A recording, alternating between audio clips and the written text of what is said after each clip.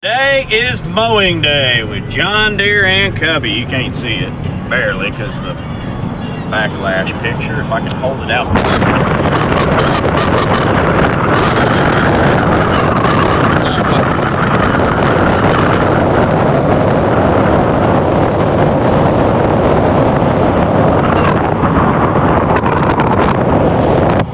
Y'all can see that. We got them both hooked up today. And we're all the way over at the steam plant today too. So, you guys stay tuned.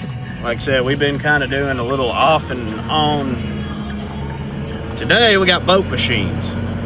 And I don't know if this customer will let us film, but like I said, it's a little windy.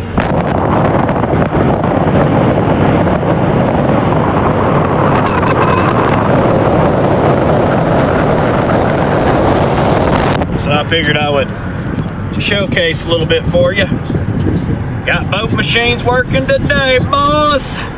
That way we can get her done.